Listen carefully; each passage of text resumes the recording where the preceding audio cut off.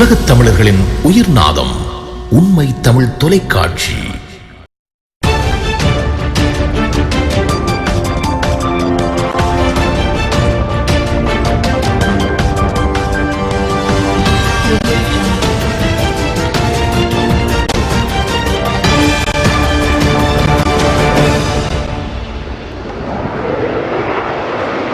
யாழ்ப்பாணம் பருத்துறை பகுதியைச் சேர்ந்த குடும்பம் ஒன்று பயணித்த கார் திருகோணமலை பகுதியில் விபத்துக்குள்ளானதில் சிறுமி ஒருவர் உயிரிழந்துள்ளார்.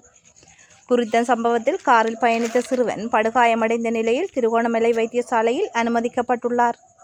பருத்துறையைச் சேர்ந்த கணவன் மனைவி மற்றும் அவரது இரு பிள்ளைகளுடன் யாழ்ப்பாணத்திலிருந்து திருகோணமலை ஊடாக மட்டக்களப்பு நோக்கி பயணித்துக் கொண்டிருந்த வேளை திருகோணமலை ஈச்சிலம்பற்று பகுதியில் கார் வேகமாக கட்டுப்பாட்டை இழந்து வீதியை விட்டு விலகி விபத்துக்குள்ளானது.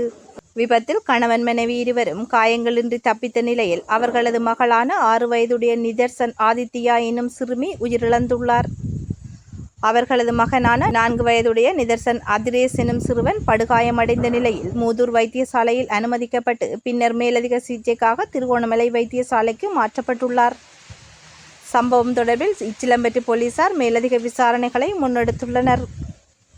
வடமாகாணத்தில் விசேடமாக அமைக்கப்பட்டிருக்கின்ற மருத்துவ புனர்வாழ்வு சிகிச்சை மற்றும் உளநல மேம்பாட்டு நிலையம் மாங்குளம் ஆதார வைத்தியசாலை வளாகத்தை அண்டிய பகுதியிலேயே அமைக்கப்பட்டு தற்போது திறந்து வைக்கப்பட இருக்கின்றது. எதிர்வரும் 26ஆம் திகதி நாட்டினுடைய ஜனாதிபதி ரணில் விக்ரமசிங்க வருகை தந்து இந்த வைத்தியசாலையை திறந்து வைக்க உள்ளார். இந்நிலையில் வைத்தியசாலை முன்பாக அமைக்கப்பட்டிருக்கின்ற பெயர் பலகையில் மாங்குளம் என்பது தமிழ் மொழியில் தவறாக எழுதப்பட்டுள்ளது. அதனை மாற்றுமாறு பல தடவைகள் உரியவர்களுக்கு தெரியப்படுத்தியும் இன்று வரை அது மாற்றப்படவில்லை. எனவே திறப்பு விழாக்கு முன்னதாக தமிழ் மொழியினை சரி செய்து பெயர் பலகையை மாற்றி திறப்பு விழாவினை செய்ய வேண்டும் என சமூக ஆர்வலர்கள் கோரிக்கை விடுத்துள்ளனர்.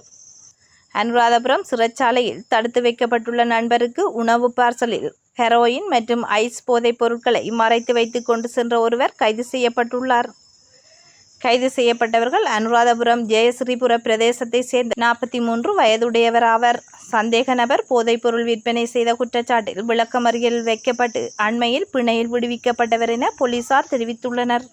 மாதம்பே வடக்கு முகுணு வடவன பிரதேசத்தில் தென்னை நார் தொழிற்சாலை ஒன்றில் ஏற்பட்ட தீ விபத்தினால் பல கோடி ரூபாய் நஷ்டம் ஏற்பட்டுள்ளதாக மாதம்பே போலீசார் தெரிவித்துள்ளனர்.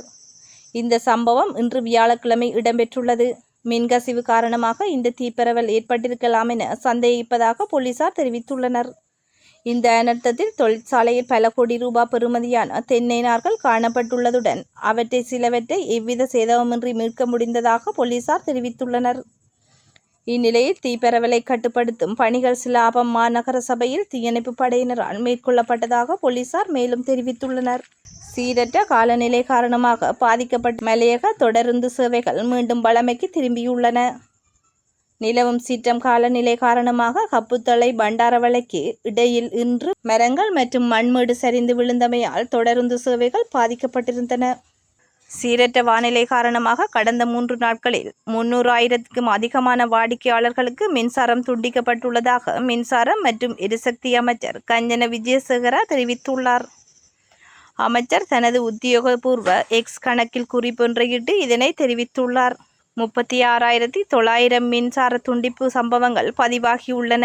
மின் விநியோகத்தை சீரமைக்க மேலதிக ஊழியர்கள் நியமிக்கப்பட்டுள்ளதாகவும் மின்சாரம் துண்டிக்கப்பட்ட இடங்களில் அடுத்து 24 மணித்தியாலங்களில் மின்சாரம் விநியோகிக்கப்படும் எனவும் அமைச்சர் தனது அறிவிப்பில் குறிப்பிட்டுள்ளார். நைஜீரியாவின் வடமத்திய பகுதியில் ஆயுதமேந்திய குழு ஒன்று நடாத்திய துப்பாக்கிச் சூட்டில் 40 பேர் உயிரிழந்துள்ளதுடன் பலர் காயமடைந்துள்ளதாகவும் சர்வதேச ஊடகங்கள் செய்தி வெளியிட்டுள்ளன. இதேவேளை துப்பாக்கிச் சூடு நடத்திய ஆயுத கும்பல் அங்கிருந்து தப்பிச் சென்றுள்ளதாகவும் தகவல் அறிந்த அங்கு சென்ற போலீசார் காயமடைந்தவர்களை மீட்டு வைத்தியசாலையில் அனுமதித்துள்ளனர். எனினும் இந்த தாக்குதலுக்கு இதுவரை எந்த குழுவும் பொறுப்பேற்கவில்லை எனவும் இந்த பிராந்தியத்தில் நாடோடி மற்றும் கிராம விவசாயிகளுக்கு இடையே நீர்நில தொடர்பான பிரச்சினை இருந்து வருவதால் இருதரப்புக்கும் மோதல் ஏற்பட்டு வன்முறை சம்பவங்களும் நடாத்தப்பட்டுள்ளதாக தெரிவிக்கப்பட்டுள்ளது. மெக்சிகோவில் நடைபெறவிருந்த ஜனாதிபதி வேட்பாளர் பிரச்சார கூடத்தில் மேடை சரிந்து விழுந்ததில் 9 பேர் உயிரிழந்துள்ளதுடன் 50க்கும் மேற்பட்டோர் காயமடைந்துள்ளனர். அந்நாட்டின் வடக்கு மாகாண நியூபோலியோன் மாநிலத்தில் ஜனாதிபதி வேட்பாளராக போட்டியிடும் ஜார்ட் அல்வாரெஸ் மைனேஸ் தலைமையில் இடம்பெற்ற கூட்டத்திலேயே இந்த விபத்து இடம்பெற்றுள்ளது. நேற்று வீசிய பலத்த காற்று காரணமாக இவ்வாறு மேடை சரிந்து விழுந்துள்ளதாகவும் அந்நாட்டு செய்திகள் தெரிவிக்கின்றன. மெக்சிகோவில் எதிர்வரும் ஜூன் மாதம் 2ஆம் தேதி ஜனாதிபதி தேர்தல் நடைபெறவுள்ள நிலையில் அங்கு விறுவிறுப்பாக பிரச்சார கூட்டங்களும் நடைபெற்று வருகின்றன. இந்நிலையிலேயே குடிமக்கள் இயக்கம் கட்சியின் ஜனாதிபதி வேட்பாளராக போட்டியிடும் ஜார்ட் அல்வாரெஸ் மைனேஸ் பிரச்சார நிகழ்ச்சியாக அமைக்கப்பட்டிருந்த மேடை அமைப்புகள் சரிந்து விழுந்துள்ளன.